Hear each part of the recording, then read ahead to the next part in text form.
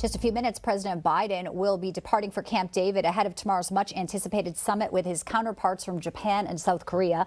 This will be the very first time that Biden has hosted world leaders at the secluded retreat. Now, Beijing reportedly is on high alert, however, over the gathering, watching for references to Taiwan, according to the South China Morning Post, as you see here.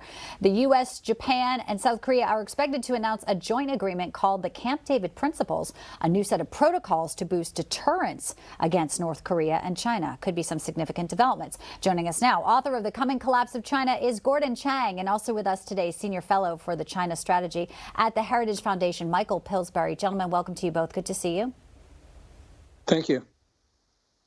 So, thanks for having us, Bianca. Pleasure.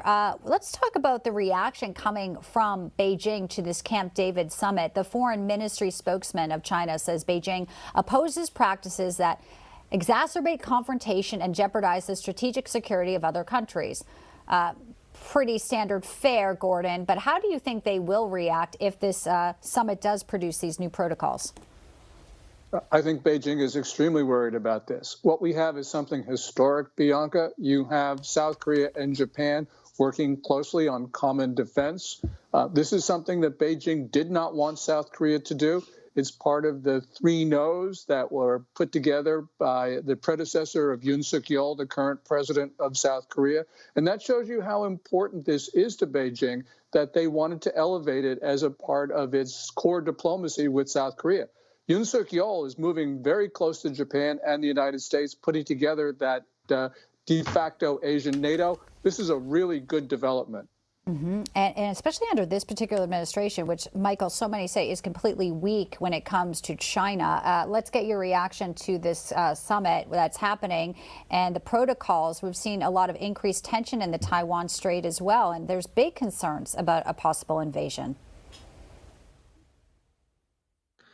Yeah, Bianca, it's a big deal. The Chinese have been worried for several years now about what they call the Asian NATO. So the idea of a coalition that protects Taiwan is very frightening to China. It's something that should have been done years ago. But the problem is, will it actually be implemented? It's one thing to have a summit and announce it, something else again to see concrete measures. I don't know if you can hear me or not. Is this we hear getting you through? Loud and clear, and that's an excellent point there, because talk is cheap, and this is not a time where we can just have talk, especially when we look at the threat China is posing. And China is, not just, with Taiwan, there's so many concerns about China, whether it be buying up land near our military bases, possibly putting infrastructure on Cuba, putting spy balloons over our country, and TikTok. I think TikTok is also, when you have, people are saying, why is it even on government devices? We just reported that New York City will now be the latest to ban them, but close to half of Americans support the ban, yet it's not being implemented in a lot of government officials. Gordon, your concern when we have TikTok and we know that there's an ability to spy on Americans? As people have said, there are 150 million spy balloons in the United States. That's the downloads of TikTok. And the Trump administration very correctly moved to ban TikTok and WeChat. It was the Biden administration, without explanation, reversing that ban. We know what TikTok does. It surveils Americans surreptitiously, including minors, and it amplifies Beijing's propaganda narratives on all sorts of things, including glorifying drug use. So we know that TikTok is a dagger pointed at the heart of the United States. We need to ban it entirely.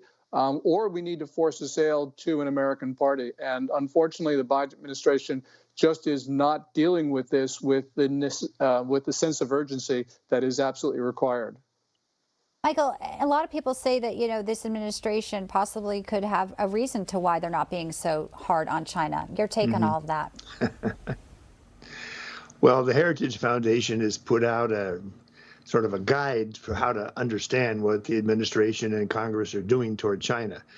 We found almost 100 steps or measures, whether it's congressional or Biden's White House, that they could take. And of these 100 measures, almost none have been implemented. And that kind of shows you that we're a nation of talkers. We like to talk about the China threat. We like to talk about maybe we should do something about China.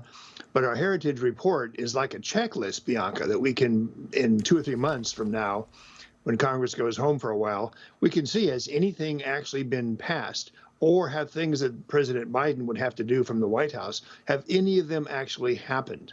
My own fear, as you know very well, is that we're just a nation of talkers. And unless there's a Pearl Harbor attack where China actually kills Americans on ships around Taiwan, something like that, we're just not going to get galvanized to take the kind of actions that we should take. So I'm a pessimist about actually doing something. Well, Gordon's been pretty clear, too, about his concerns of China and what they may do without action here. Let's hope maybe something significant happens. But either way, it is great analysis of this upcoming summit at Camp David and the potential protocols. Gentlemen, thank you both for your time today. Thank you so much, Bianca. Thanks, Mike. Thank you, Bianca. Thank you, Gordon. To get some action. Thank you. We'll be following it next week as well.